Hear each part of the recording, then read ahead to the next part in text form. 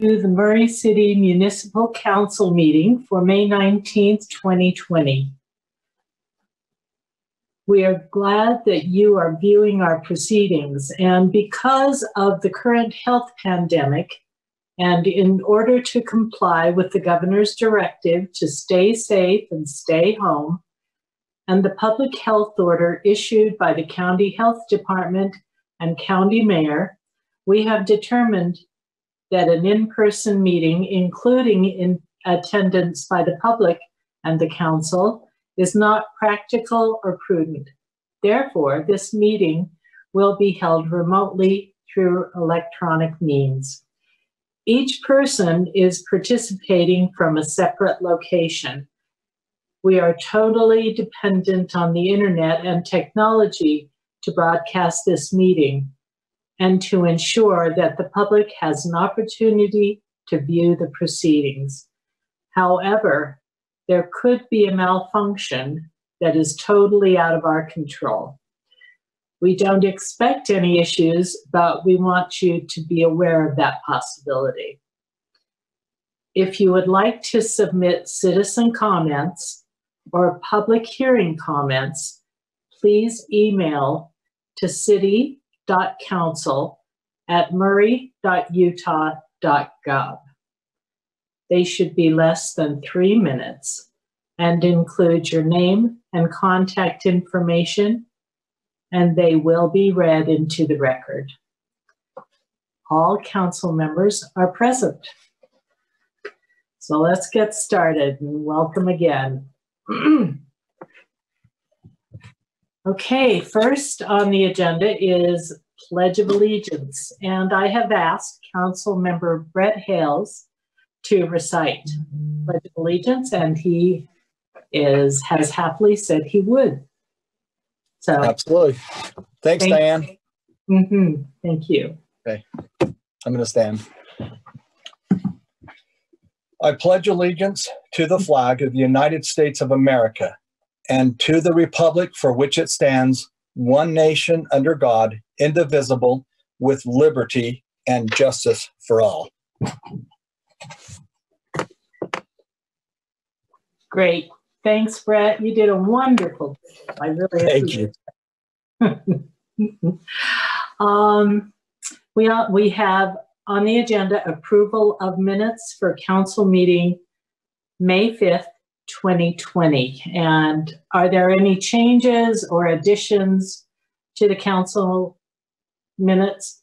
If not, I would appreciate a motion.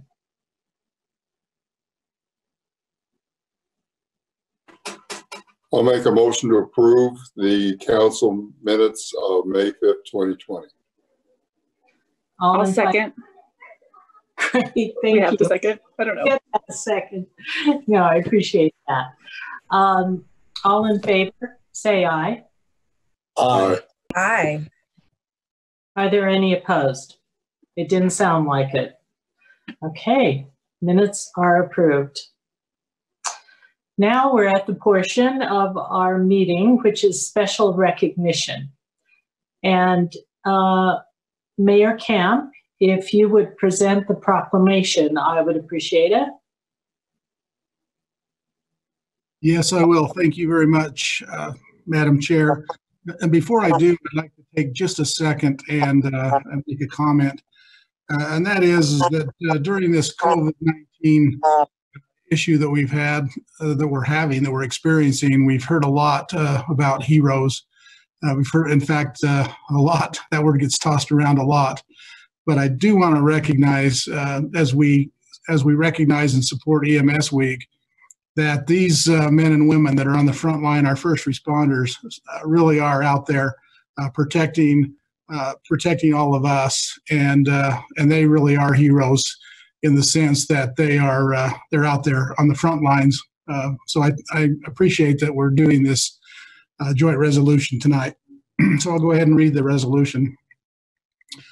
This is a joint resolution of the Mayor and Municipal Council of Murray City, Utah, to designate and support the week of May 27th through May 17th through 23rd, 2020 as Emergency Medical Services Week. whereas emergency medical services is a vital public service, and whereas the members of emergency medical service teams are ready to provide life-saving care to those in need 24 hours a day, 7 days a week, and whereas access to quality emergency care dramatically improves the survival and recovery rate of those who experience sudden illness and injury, and whereas the emergency medical services system consists of emergency physicians, emergency nurses, emergency medical technicians, paramedics, firefighters, educators, administrators, and others, and whereas the members of the emergency medical services teams, whether career or volunteer, engage in thousands of hours of specialized training and continuing education to enhance their life-saving skills. And whereas it is appropriate to recognize the value and accomplishments of emergency medical service providers by designated Emergency Medical Services Week. And now, therefore, let it be resolved that in recognition of this event and of all those who serve in emergency medical services, we, the Mayor and the Municipal Council of Murray City, do hereby proclaim and designate and support with much appreciation the week of May 17th through 23rd, 2020 as Emergency Medical Services Week. And we encourage the community to observe this week with appropriate programs, ceremonies, and activities, which I think Dr. Balls and Chief Pasqua are going to talk about in just a minute. And that is the proclamation. Great. Thank you, Mayor. I appreciate that. Now I'll put it to the council for a motion.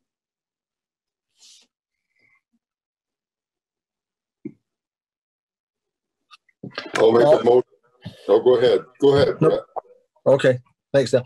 I'll move that we approve a joint resolution of the Mayor and Municipal Council of Murray City, Utah to designate and support the week of May 17th through 23rd, 2020 as the Emergency Medical Services Week.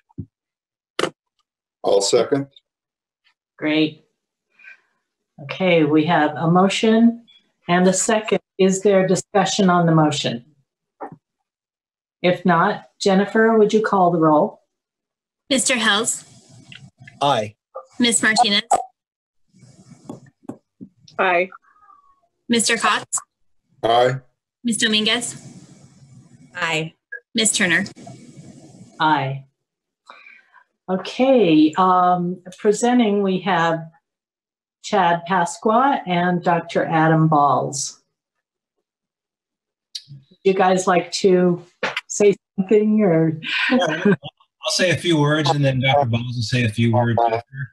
I'd just like to thank you for the recognition from Mayor Kemp and the council. I appreciate that. It's been a pretty rocky road so far with the COVID-19, and our department and our city, for that matter, have adjusted well and are taking the proper precautions. So I'm really proud of everybody.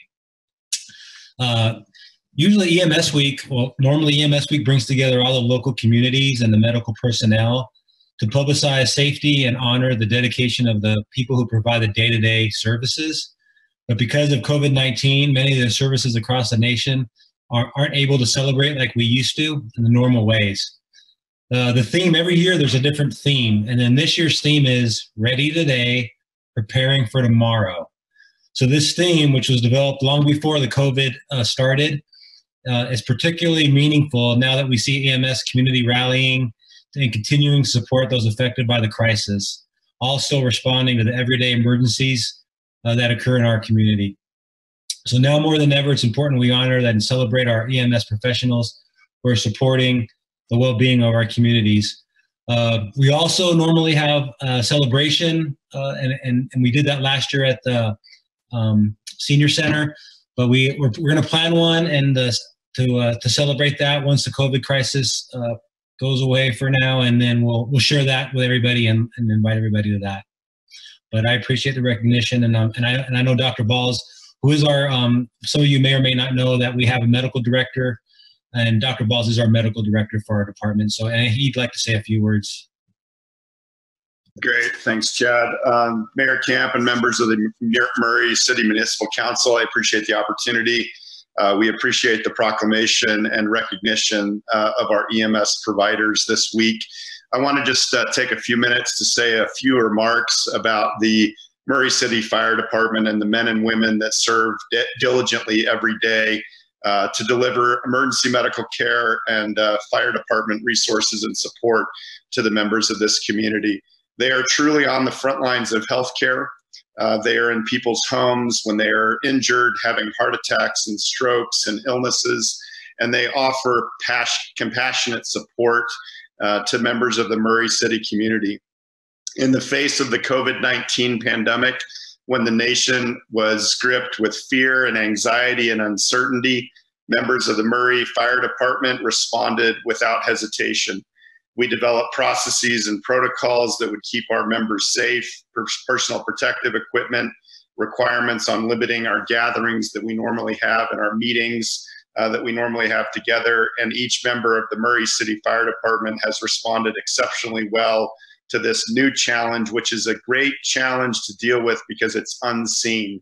And on each call, when a patient may be in respiratory distress or having difficulty breathing, that could be a potential COVID patient. And these men and women have stepped up without hesitation to don their equipment and run into the face of danger when many others may not do so.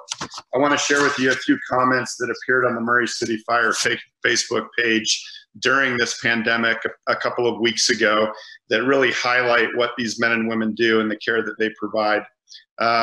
One gentleman said, just a shout out on how they handled our situation and how they put themselves out there for those that need them. I couldn't find or think of anything that they could have done better or done more efficient. Nothing. So thank you to these 3 Murray EMTs and their coworkers as well. Stay safe and healthy, and thank you for being there unselfishly for our needs. Another woman commenting on her experience a number of days later said, Murray definitely has the best group of citizens and hands down the most amazing group of fire, EMS, and police of any other city in the state. As Chad mentioned, the EMS celebration this week is on the theme Ready Today, Preparing for Tomorrow.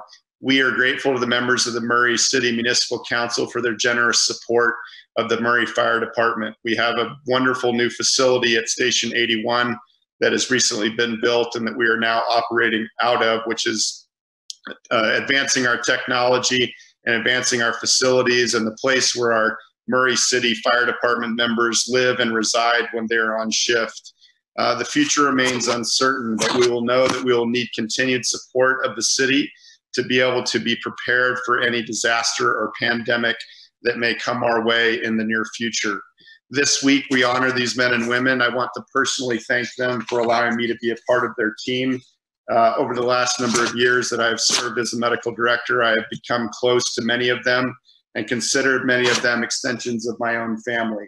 I care for them deeply and I worry about their own success, their resiliency in the face of trauma and the difficult things which they see, and their general health and well-being. And I would ask that we each find our own individual ways. As Chad mentioned, the public celebrations are somewhat limited.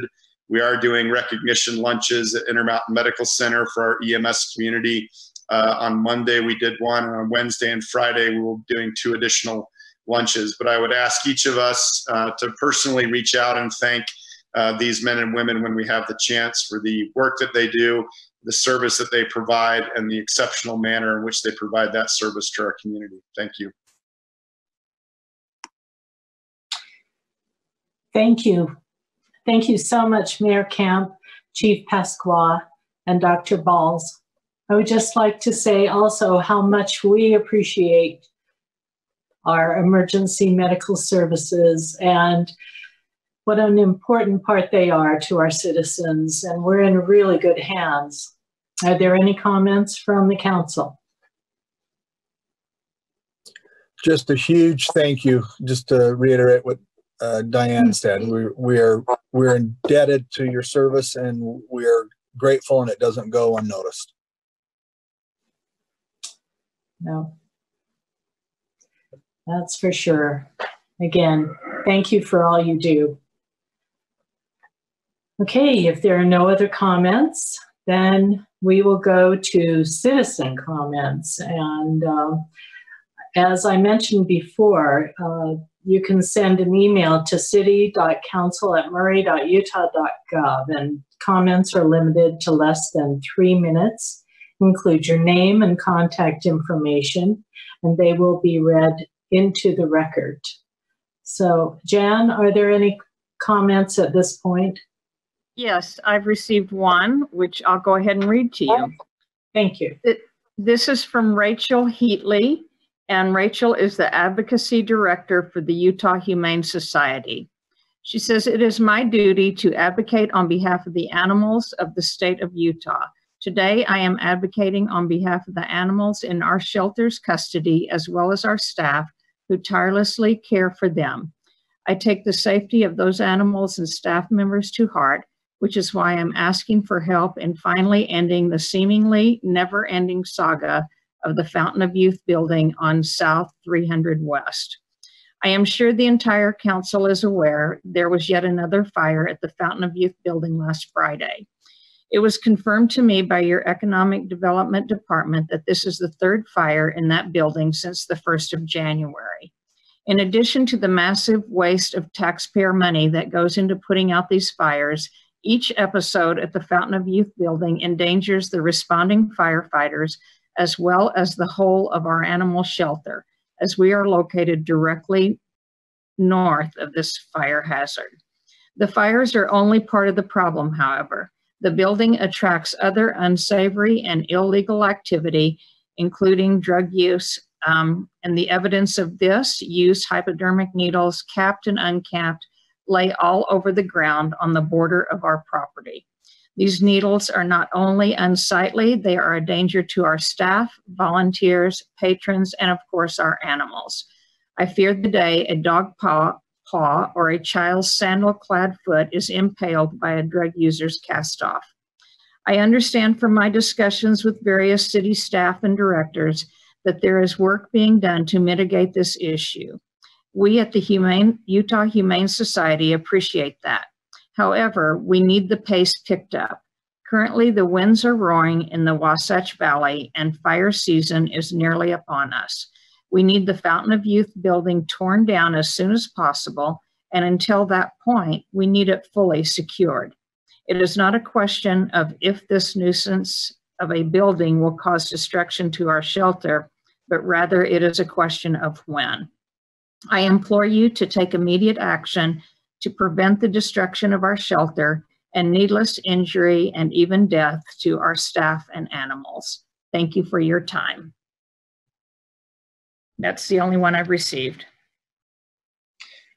Okay, thank you, Jan. We will have someone contact you and see what we can do to help. I know it's a really bad situation there. So anyway, we'll have someone contact you. All right, now we're at our public hearings portion of the council meeting. We were to have 6 public hearings, but that has been reduced to 4. So numbers 4 and 5 have been postponed till June 2nd, 2020. So let's start with the first one, is to consider an ordinance relating to land use, which amends the zoning map for the properties located at 6450 and 6468 South 13th East, Murray, Utah, from R18, single family, low density residential district, to R6, single family, low, medium density residential. And we have Melinda Greenwood presenting. I see that you've already got some information on the screen, Melinda. Yes, thank you, Councilmember Turner. So before you this evening is a request for a zone map amendment. They have requested to go from R18 low density single family to R16 low medium density single family. The applicant is Dwayne Rasmussen, and the property is located at 6. Melinda, sorry, I can't. There's a lot of back feedback. Okay. I think someone must have their mic on. Is muted? Okay. Well, let's try this again. Is that any better? Yes, a lot better. Okay, maybe I was just too far away from the microphone. My apologies. So I'll just start over. Before you this evening is a zone map amendment. The request is to go from R18 low density single family to R16 low to medium density single family. The applicant's name is Dwayne Rasmussen, and the properties he is requesting the rezone for are located at 6450 1300 East and 6468 South 1300 East. The two properties combined are 0.46 acres, and you can see here an aerial shot of those properties. They are located on the corner of 6450 South and 13th East. This slide shows the current zoning as it is, which is the R18. And this slide shows the future land use map for the city. And the future land use map is calling for the properties to remain in low density residential. This slide shows basically a copy and paste out of our general plan that explains what low density residential is. And you can see at the bottom there that low density residential is R18 and R16, which is the request to go to R16. So that still falls within the low density residential category. Here are a few photos of the property looking at various angles. And this item was taken to the Planning Commission on April 2nd. They held a public hearing. No comments were received. The Planning Commission voted unanimously 7-0 to forward a recommendation of approval to the City Council. And then staff shares the same recommendation that we approve the zone map designation change from the property located at 6450 South 13th East, 6468 South 13th East, to change that from R18 single family low density residential to R16 single family low density residential. So I would love to answer any questions you may have.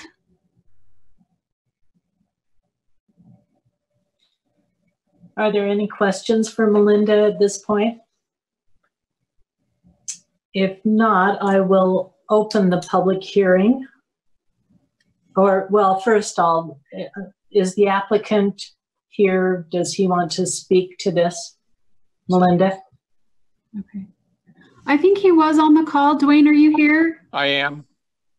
Great. I don't know if I'm muted or not. We can hear you. Do you have anything to add?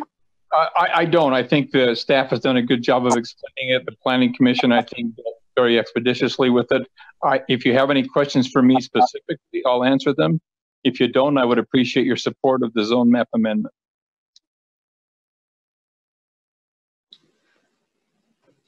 Okay. Let's see. Melinda, could you take off? You have something on the screen. Could you remove it?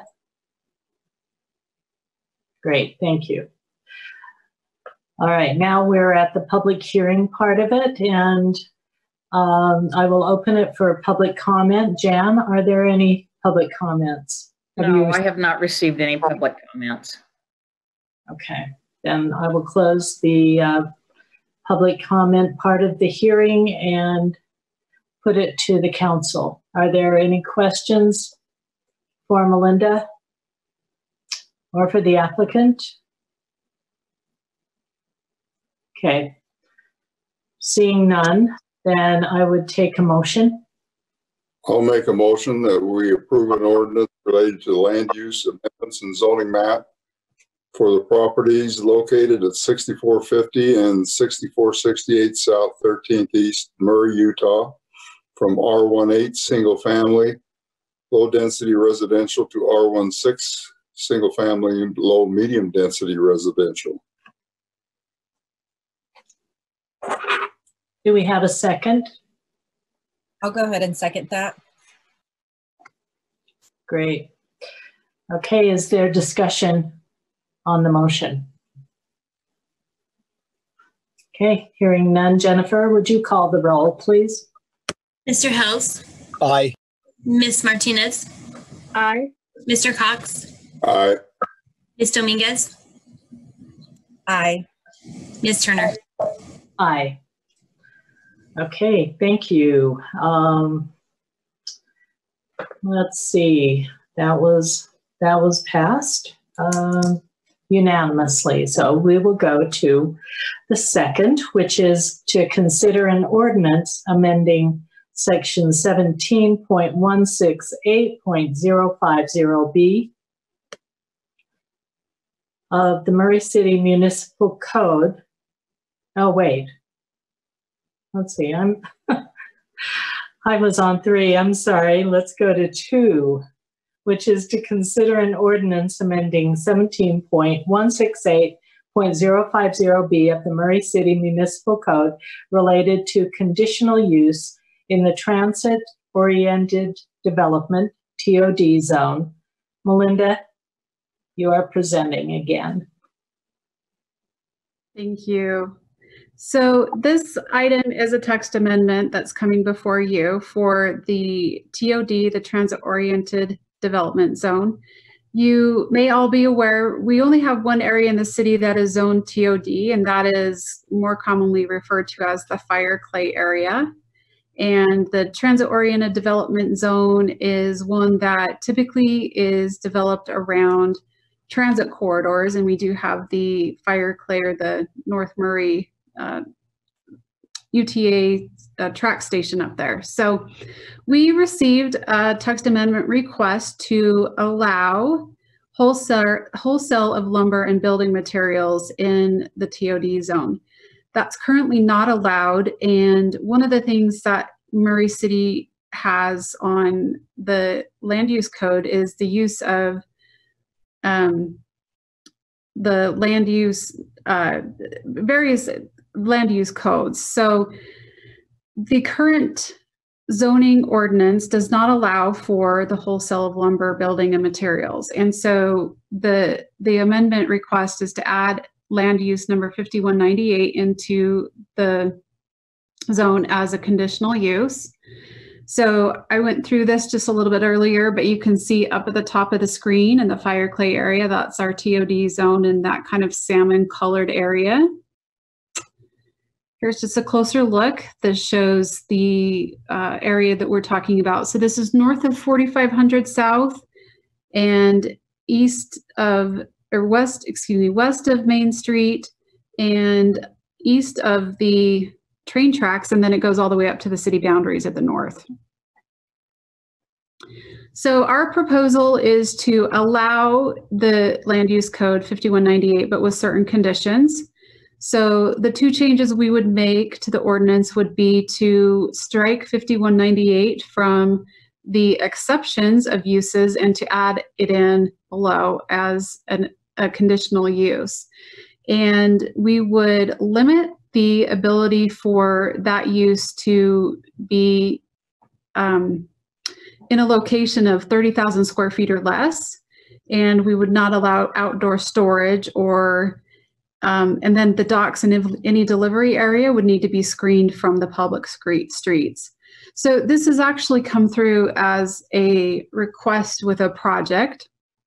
So on the corner of 4500 South and Main Street, Restore, which is part of Habitat for Humanity, has proposed a project that would include a headquarters for their Restore facility, a retail facility for the recycled and used lumber and housing products that they sell in their secondhand store. And then it would incorporate also an element of affordable housing. So this would be a good mixed use project there. And the intended use that they had for the project just didn't allow the wholesale of lumber. So the request again has come in to add that in as a conditional use. This was also held or heard before the Planning Commission on April 2nd. They also held a public hearing on the item. We had a couple of comments that were received. Both of them were in favor of the project. One of those comments was from Michael Brodsky from Hamlet Development. He stated the support of the text amendment and also stated that he would be helping the project come before us as a next phase in the development application process. And then Jeremy Runya, who is with Housing Connect, which is the Salt Lake County Housing Authority, also stated his support of the text amendment. The Planning Commission voted unanimously on this one as well, 7-0, and forwarded a positive recommendation of approval to the City Council. So once again, we have our recommendation from both staff and the Planning Commission are aligned, and we recommend approval of amending the TOD zone to allow land use 5198, the wholesale of lumber and building materials as a conditional use, as stated in the documents with the conditions that we have outlined. Are there any questions? Okay, thank you, Melinda. If there are no questions, then we'll go to the public hearing part of this, to the public comments. Jan, have there been any public comments? No, there are no public comments. Okay, then we'll close this part of the public hearing and send it to the council for a motion. I'll make a motion. I move we approve the ordinance amending section 17.168.050B of the Murray City Municipal Code related to conditional uses in the transit-oriented development zone. Do we have a second? I'll second that. Great, thanks, Brett. Okay, is there discussion on the motion? Hearing none. Oh, yes, is there discussion? Okay. Saying no. That's okay. Thank you. Jennifer, would you call the roll? Mr. Hills, Aye. Ms. Martinez, Aye. Mr. Cox, Aye. Ms. Dominguez, Aye. Ms. Turner. Aye. Thank you.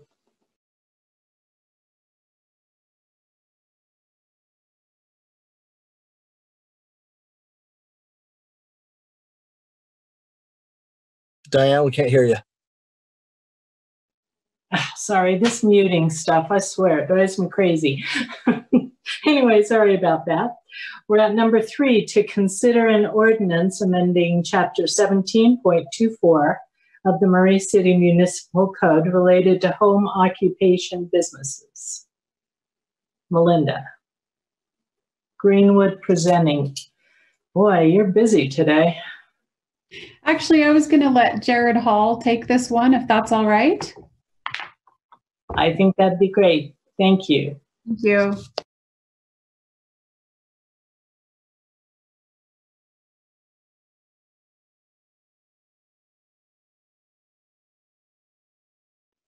Jared?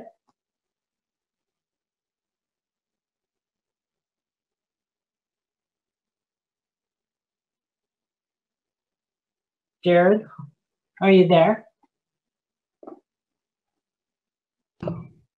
Can you hear me now? The volume. I need the volume. Turn your volume down. Okay. Can you guys hear me now? I'm still going to get feedback. Yep. Echo. Okay. I think Melinda needs to turn hers off. Okay. Is that better? Okay. Yes, that's All right. great. Thank you, Jared. Perfect. Now that we got that figured out. Sorry about that. So this is a text amendment to 1724, which is home occupations in the land use ordinance. And home occupations are those businesses that are operated out of people's homes. As you guys are aware, a couple of years ago, we were asked as a city, and there was legislation passed that changed the way that we dealt with and charged for and administered home occupation business licenses. As a result, after a couple of years of changes coming through, we proposed as staff, working with community development and the attorney's office, to make some changes that would better let us deal with these applications and these businesses generally. So the first thing that there are kind of 4 big pieces to it, and we'll go through those in these slides real quickly. But the first thing that we had to do was redefine home occupations or more carefully define them because of the no impact issue. just to briefly describe that, that was the state legislation that said that a home occupation that didn't have a material impact to the neighborhood that it's located in, we weren't allowed to charge them anything for those licenses that we issue for them. So as a result, we have a bunch of what we call exempt licenses that we have to track, and they have to apply every year and renew their licenses, and there are no fees for their licenses, but if they're late applying, then the system automatically assesses them a penalty, and it was just kind of a big mess. So building on that, we decided that it would be a better idea to define home occupations generally, which are those businesses that are operated out of homes in residential zones, and then further define them as major home occupations, which are those home occupations that have a material impact, and minor home occupations, which are other home occupations that wouldn't be classified as having material impact. That's the first step. The next step, if we go to the next slide, would be to say when those licenses are required. What we proposed to the Planning Commission and what they supported was that we would no longer require anybody who was to be considered a minor home occupation to have a business license. So we would stop licensing anyone who was simply running an office out of their home that had no employees, had no impacts, had no traffic coming in and out, wasn't having an impact on the neighborhood. That's kind of the first part of this change, and really the biggest part of this change, that we would stop licensing those folks unless they wanted to. You can see item A on the screen is major home occupations, which are those that need to be licensed. B are those licenses that are minor that don't require licensing anymore, and C is language that allows those people who are minor home occupations and don't have to have a license under our new proposed code to sort of opt into the system and say, we do want to have a license for whatever reason. And so we understand that we're going to have to be charged for that, and will be processed as if we were a regular home occupation license and not an exempt one. Does that make sense to everyone? Okay. Another part of the changes that we're proposing here relate to those same kind of challenges we've had with home occupation licensing and administering those. So we've better defined on-site employees and how they're allowed versus off-site employees. And this has to do also with whether you live in the home or not. So they're resident on-site employees. If you live in the home, you can work for the business without having a problem, but only one additional person who does not live in the home where the business is conducted can be an employee of that business unless the Planning Commission authorizes more. And then off-site employees, we had to clarify some language for that, what that meant, that they wouldn't be there all the time visiting the home, they wouldn't leave their cars parked at the home so that they don't have impacts. Next slide, please. And then we wanted to define the use and storage of trailers. A lot of home occupations that get licensed are handymen, or landscaping is another common home occupation, and they do have trailers. And there was some ambiguity about whether they could use those or how they could keep them. So we wanted to, with these kind of 6 points, define that use and make it clear what could and couldn't be allowed. So whether they're open or enclosed, material being stored outside the trailer not being acceptable, all over the driveway, the lawn, for example, where you keep that trailer behind a fence in the side or rear yard or in a garage, that it be maintained well and that it be on pavement of some kind or gravel. And then that they issue a site plan to us when they apply for that license, so we can see and they're on record as declaring where they're going to keep it. Then there's just one last change that's proposed here. Are some other various things that needed to be kind of cleaned up, making it clear that business vehicles that were associated with a home occupation can't be parked off on the street, that disruptions that are already included as not allowed or prohibited by home occupations, we clarified that those would include excessive traffic or noise or dust, home occupations only being operated by people who live in the home as a primary residence. That gets disputed sometimes. Wanted to make that more clear. And then also that when major home occupations are those home occupations like a handyman, for example, who have a tendency to have an impact that does tend to bother people and needs to be mitigated a little bit, those get reviewed by the Planning Commission. And then when they're being referred to the Planning Commission for their review and approval, that purpose is to consider conditions that need to be imposed to reasonably mitigate their impacts. So just kind of some cleanup language that's been proposed. That is the proposal that was taken to the Planning Commission on April 2nd.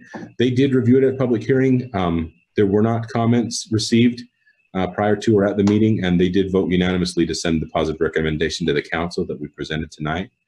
And staff, again, still supports that this change. We feel like it'll be an important change and really help us to better regulate these home occupation businesses and allow more businesses like that without the problems that we've had in the past of trying to administer them. Do you have any questions for me at this point? Thanks. Okay, thanks, Jared. We appreciate that. And if there are no comments or questions from the council, I will then open the public hearing. Jan, are there any public comments? No, there are not. Okay, then I will close the public hearing and send it to the council for a motion. I'll go ahead and motion to consider an ordinance amending Chapter 17.24 of the Murray City Municipal Code related to home occupation businesses. Thank you, Rosalbed. Do we have a second?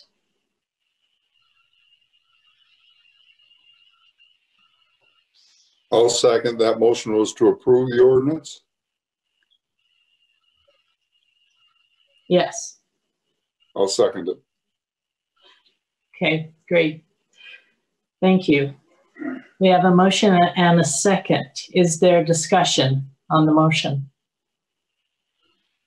I just wanted to say I think it's great to clean up the practices and policies regarding home occupation businesses, and especially as people get used to teleworking, I think we might have more people with home offices that we didn't see before, and so I'm just think it's a good cleanup. Great. Thank you, Kat. Okay, now I will send it to Jennifer. Would you take the roll, please? Mr. Hels? Aye. Ms. Martinez? Aye. Mr. Cox? Aye. Ms. Dominguez? Aye. Ms. Turner? Aye. Okay, motion passes. Thank you. All right, now we're at number 4, which is to consider an ordinance permanently closing and vacating a portion of 4th Avenue between the proposed Hanauer Street alignment and Poplar Street. Are we doing that, Diane? No, I'm just going to read it. My bad, sorry. That's okay. Salt Lake County, State of Utah. This has been postponed to June 2nd, 2020. GL, did you want to speak to this, or did you have anything to say? I don't. Just go on. I don't have any. It will be presented on the me, and this is, let's see, number 5. The Poplar one is related to the RDA decision that was made earlier tonight. So I will address that in the next meeting on June 2nd.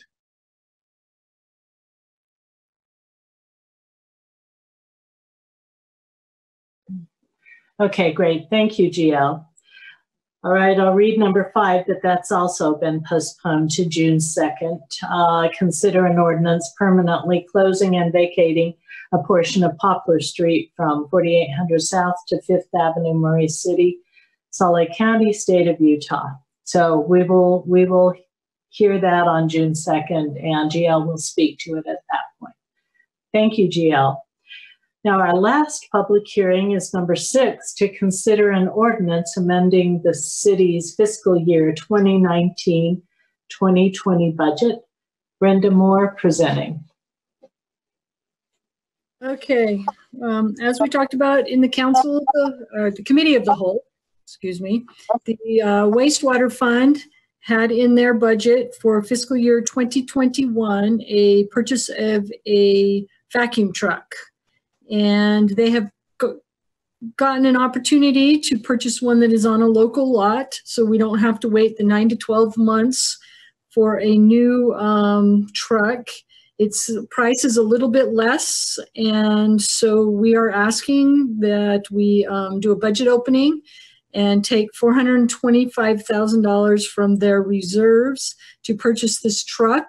And then if this budget amendment passes, I will remove the $450,000 that they had put into next year's budget from the fiscal 2021 budget. So they're going to save some money. They're going to save a lot of worry as they worry about whether this truck is going to continue to operate. And it's very necessary. Flushable wipes are not flushable anymore, like the people say, like they try and tell you, and they need that truck to keep the sewer flowing. So that is what is coming, the ordinance that's coming before you. Thanks, Brenda. Okay. Again, this is a public hearing, so I will open it. And Jan, were there any public comments? No, no public comments. Okay, again, I will close the public hearing and send it to the council for comments, a motion, whatever you choose. Now, this is for the truck that sucks. Is that correct? Brenda, I had to get a smile out of you. Are there, if there's no, Diane, if there's no question, you want me to, I'll wait and see, but I'll motion. Yes, if you would make a motion, that'd be great. Okay, thank you. I move that we approve an ordinance amending the city's fiscal year 2019-2020 budget. Do we have a second? I'll second. All right, great, thank you. Is there discussion on the motion? Okay, hearing none. Jennifer, would you call the roll? Mr. Helms, Aye. Ms. Martinez, Aye. Mr. Cox, Aye. Ms. Dominguez, aye. Ms. Turner. Aye. Okay, motion passes unanimously. Now we're done with the public hearings and we're on business items. The first business item is to consider a resolution adopting the City Council's tentative budget as amended for the fiscal year beginning July 1st, 2020 and ending June 30th, 2021, and scheduling a hearing to receive public comment before the final budget is adopted. Brenda Moore. Okay, so what's before you is just to adopt the tentative budget. That does not mean that you cannot change it again. It just means we have a base budget that we are going to. I don't want you to change it again, but if something comes up, we can discuss. Anyway, and set the public hearing date for June 2nd. I've previously emailed you all a copy of the tentative budget. I will be removing the wastewater vacuum truck from that and posting a copy on the website, and then I will email you a new one if you would like. I will just do it because email is cheap. And then in addition to all of these stuff, all of the items that we discussed in the council budget meetings last week, I did move reclass $15,000 from the building and grounds for the library into their building capital account because they took advantage of the closure and got their parking lot fixed while nobody was parking in it. And then I think that was the only difference that has from what we had discussed before. And just as a recap, the revenues in this budget are budgeted 10% below last year. Personnel costs are down 0.2%. That's not a lot, but usually they climb. And operations are budgeted 11% lower than last year. We're still using fund balance of $3,012,000. So hopefully the economy will turn around and that fund balance that we actually use will be less. So that's what we have, and you guys can consider the resolution. If you have any questions. Okay. Thanks, Brenda.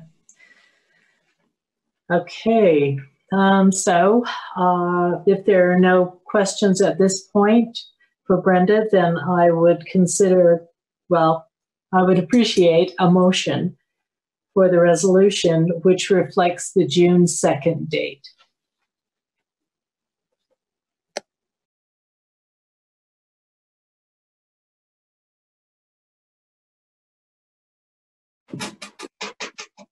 I would say we approve a resolution adopting the city council's tentative budget as amended for the fiscal year beginning July 1st, 2020, ending June 30th, 2021, and schedule a hearing to receive public comment before the final budget is adopted.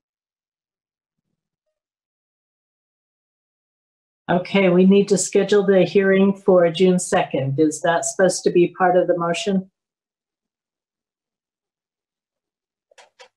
I'll amend it to public hearing June 2nd. Great. Thanks, Dale. Do I have a second? Go ahead. Sorry, Brett. I'll go ahead and second that. Great. Is there a discussion on the motion? Okay, if not, then Jennifer, would you call the... Mr. House? I'm going to say aye, but it's sure a lot easier when I can see everyone in person to not talk over you. I apologize. Ms. Martinez? Aye. Mr. Cox? Aye. Ms. Dominguez? Aye. Ms. Turner? Aye. Thanks, Jennifer. The motion passes unanimously. So we are on business item number 2, which is to consider an ordinance amending section 2.62.040 of the Murray City Municipal Code relating to severance pay for employees not within career and public safety service. GL Critchfield presenting. GL? Thank you, Madam Chair. City Council. This agenda item has to do with Chapter 2.62, our human resource policies and regulations, and specifically Section 0.040, which is the severance pay for employees not within career or public safety services. Just as a little bit of a background, what we're talking here is about an involuntary termination of somebody. And when it comes to those employees, which is the vast majority in Murray City, those employees who are in the career services or public safety services, they are what we call for cause employees. They can only be terminated for cause. There has to be a justifiable reason to do that, which could involve an intentional violation of a policy, theft from the city, things like that. It has to be some type of intentional act. Those who are at will, however, can be terminated for any reason at all. And the ones that we have are listed in your ordinance there already, which are the department directors, the city recorder, the city treasurer, and the city engineer. Those positions are all at will by statute.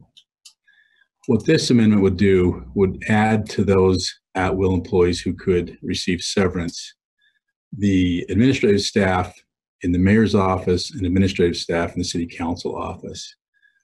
The purpose of, or at least one of the purposes, or two of the purposes of severance is to kind of soften the blow or provide a bit of a safety net for those at-will employees who are involuntarily terminated. It also helps the city to avoid lawsuits. There is precedent for paying severance to both city council employees as well as mayor's office employee. And we'd like to codify this and think it would be a good idea. The maximum, as you can see, of severance that somebody could get would be 4 months' salary.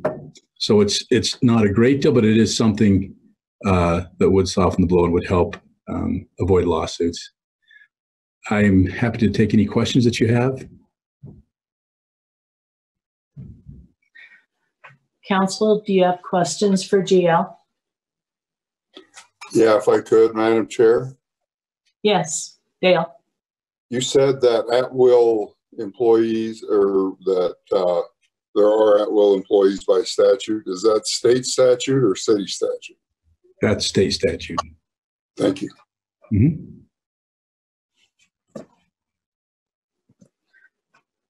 Are there any other questions for GL? Okay, if not, I would appreciate a motion. I'll move that we approve the ordinance amending section 2.62040 of the Murray City Municipal Code relating to severance pay for employees not within career and public safety service. Do we have a second? I will go ahead and second that. Thank you. All right, is there a discussion on the motion? Hearing none, Jennifer, would you call the roll? Mr. Hels? Aye. Ms. Martinez? Aye. Mr. Cox? Aye. Ms. Dominguez? Aye. Ms. Turner? Aye. Okay, the motion passes again unanimously. We are now to the mayor's report and questions. Mayor.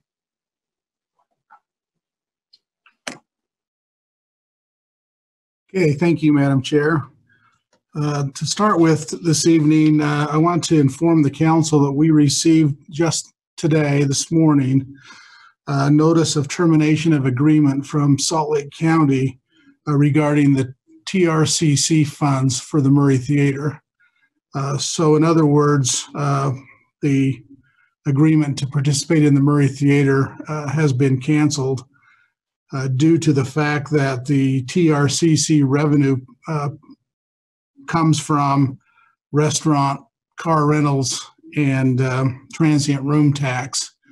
And because of the decrease in the revenue projections, the county is unable to comply with their obligations, and therefore have served us notice of termination. So what that means is that the funds for the Murray Theater are now off the table until an indefinite period of time. There will not be a TRCC process for 2021 because they don't anticipate any revenue, additional revenue, or not enough revenue for new projects. They will keep projects that have been cut off on a list for potential funding in the future, but it's unknown how long that will be. That, while disappointing, that certainly wasn't unexpected. And in fact, we were unable to fund matching funds in our city budget this year as well. So both the county and the city were really unable to fund the Murray Theater renovation. So that it will be postponed indefinitely. Now just an update on the COVID-19, the COVID-19. As most of you know, all of you probably know, that effective Saturday, May 16th, most of the state went from the orange phase to the yellow phase. All of Salt Lake County, with the exception of Salt Lake City and West Valley City, are in the yellow phase. We are working very closely to determine how that impacts our operations here. We are using the current phase guidelines, which are 4.4 from the state. Most of the city administration offices are open and adhering to social distancing practices. The playgrounds, pickleball courts, and pavilions were opened on Saturday with some restrictions having to do with social distancing. Some of our recreation programs are expected to reopen in June. We are asked the public to check our website at the end of this week for more information as we're working through the details of some of these openings. And I will say that Kim Sorensen and his staff are working very diligently to see what can be done and remain in compliance. The Park Center is working towards an opening on June 1st, again with some restrictions.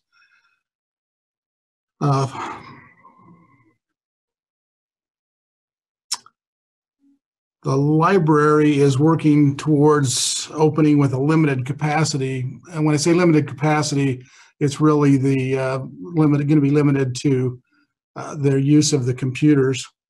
But a date for that has not yet been determined. This is moving very fast, and we're trying to keep up with everything. We expect a Utah Leads Together version 3.0 document to come out. We've been working on the 2.0 up to this point. We expect 3.0 to come out this week, probably as early as tomorrow. So we'll see what other guidelines that gives us to go by. The installation of the playground in the Germania Park started today on a positive note. Also, we wanted to let the council and the public know that the city is implementing a new monthly e-newsletter to share information about current events and projects. This will be to supplement the journal articles, which only come out once a month also, but because of the timing, as you know, we have to have our articles in a couple of weeks ahead, and this will allow us to get things out on a more timely basis. And this e-newsletter will be starting up and going out in the middle of each month. And we will be asking residents who wish to sign up for it to visit our website. We'll also be looking at some current email lists that the city has that we can use to send these emails out to our residents. Of course, they'll be able to opt out if they don't want to receive the emails. But we're actually very excited about that. I think that's going to be a really good way to reach out to our citizens. I also want to remind you that the secondary art show began today at Fashion Place Mall. Will run through Thursday of this week. So I invite everyone to go to the mall and view the art show, and maybe spend a few dollars at some of the restaurants or stores that are open now in Fashion Place Mall. So that's my report this evening. Be happy to answer any questions. Are there any questions for the mayor? I have a question. Can you kind of review what the guidelines are for the playground areas, how we're going about sanitizing those? I had a resident contact me today, but I just wanted a little bit more further discussion on that. If we're sanitizing them, how many times? That's my first question. Do you want me to review the guidelines for? I mean, I think it's fair to let the public know what we're doing to keep them safe within our parks. And if we are sanitizing them, what the process is like. I think I myself, who's a parent, am concerned about my kids playing on the playground. Are we doing it at a certain time of the day that we're sanitizing playground equipment? Are we only doing it once a day? I think it's fair to let the citizens know if they haven't read the guidelines necessarily. Okay, well, I believe the guidelines are requiring sanitation just once a week, but I would have to verify that with the parks. But I also would, I would express to parents, if you're first of all, if you're taking your kids to the park, the playground, you need to take on the responsibility of having some sanitizer for the kids. And also, if you're not comfortable going to the park, then please don't. But we are, it's taking, I believe, 2 full-time people are spending time sanitizing the playgrounds. And I think the minimum is once a week. We're hoping to exceed that, but that's what we're doing right now, is we have 2 full-time people. So I would suggest that the parents carry your sanitizer to the park if you're going to have your kids play on the playground. Probably should do that anyway. I appreciate that, the mayor. I think it's also good to let our citizens know that our staff is diligently working on what they can do. We can't do it all and keep everyone safe, but. Sure. Did you have another question? Yes, my second question was, since we did have a fundraising committee for the Murray Theater, did we raise money? How much money did we raise, and where would those funds go to? We did assemble a group. Their name is escaping me right now, but we actually hadn't even signed the contract with them yet, although they had started to do some work.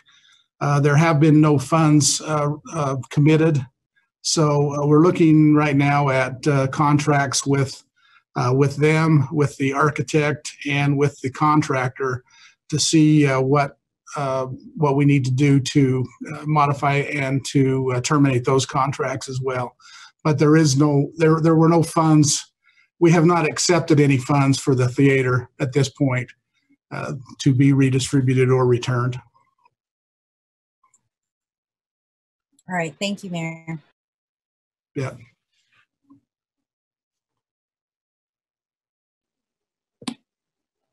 Are there other questions for the mayor?